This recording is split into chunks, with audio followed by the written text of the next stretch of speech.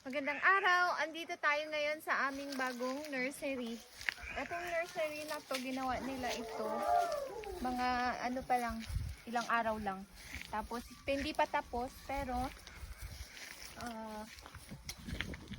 pwede na siya para sa 2,000 na seedlings. Kasya dito yung 2,000 na seedlings na itatanim ngayong June saka July. So, pasok! So, it's not hot.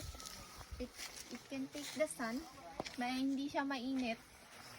So, this is good for the seedlings. So, kailangan pa tong ipantay. Kasi hindi pa siya pantay. Actually, hindi pa tapos masyado.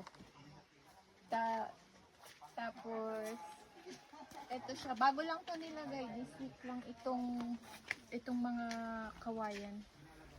Tapos, malapit nang matapos. And mag-update lang kami for the next nursery episode. Thank you!